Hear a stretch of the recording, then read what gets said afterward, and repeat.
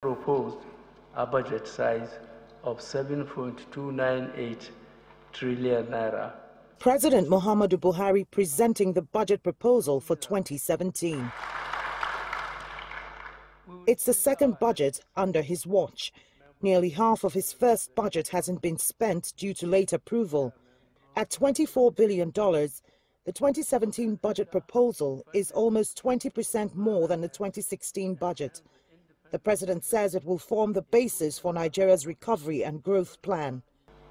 Government's priorities in 2017 will be a continuation of our 2016 plans, but adjusted to reflect new additions made in the economic recovery and growth plan.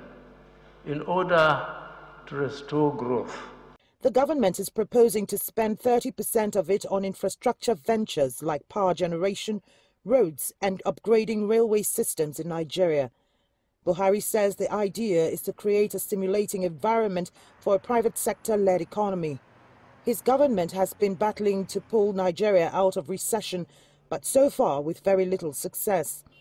Some economists here think the government is yet to get its priorities right. The President mentioned not just the title as a budget for recovery and growth, but also mentioned that this budget is actually based on the government's economic recovery and growth plan. Now that's the big question. Where is that plan? What does that plan entail? How do we know? How are we supposed to know or to validate the fact that this budget is actually aimed at implementing that plan? We have absolutely no knowledge of what that plan is.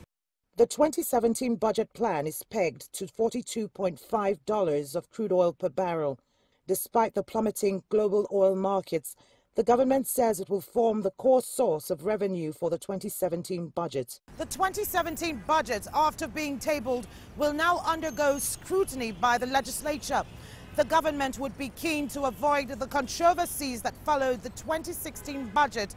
It can't afford another late implementation, especially with the mounting pressure to realign the economy in the shortest time. Kelechi Emekalam, CCTV Abuja, Nigeria. Right then, some more macro data coming through from Nigeria. It's grappling with some pretty high inflation, and it actually hit another record level in November, 18.48%. That's the highest level in more than 11 years and the 10th straight monthly rise.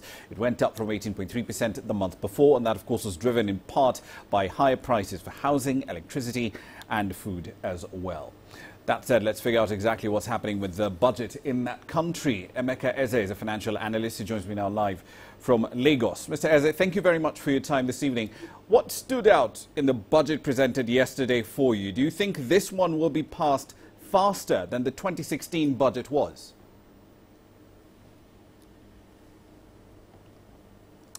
I don't think something fundamentally different will occur in this budget. We have an annual ritual of presentation of budget in a fanfare, but I don't think something fundamentally different will occur in terms of its implementation. Implementation of last year was about 58%. I don't think that of this year will be more than that. That of 2017 will be more than that. Indeed. Let's talk about some of the underlying assumptions on this budget. One of the main ones is a dollar-naira exchange rate of anywhere between 290 to 305 naira to the dollar. But given the huge gap between the official rate on one hand and the black market rate on the other, why is the central bank so unwilling to let the official rate rise to close or at least narrow that gap?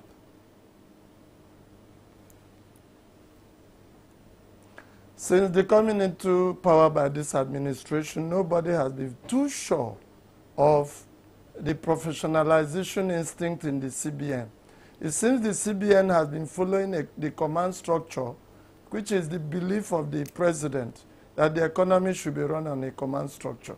Because as we speak now, though the official rate for the 2017 budget is 305 naira per dollar, but we have the former CBN governor told us that we have about 5 exchange rates in this country.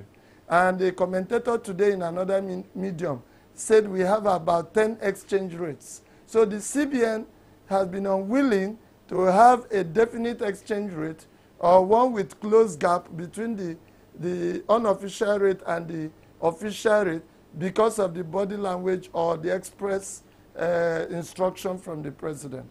Indeed. There can be no better explanation because CBN has on its own refused to give explanation. Indeed, which in turn raises questions about its independence. But let's talk about the federal government's revenue. A lot of the money it's making right now is coming from those deep offshore wells.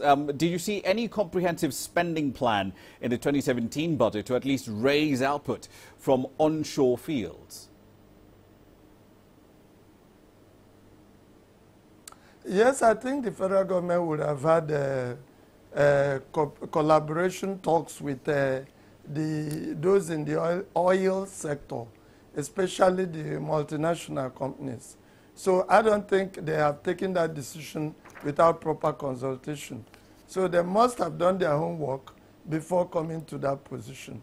So I am comfortable about the government position that much of the revenue coming from the deep offshore wells or oil exploration and production, that it will be positive in 2017.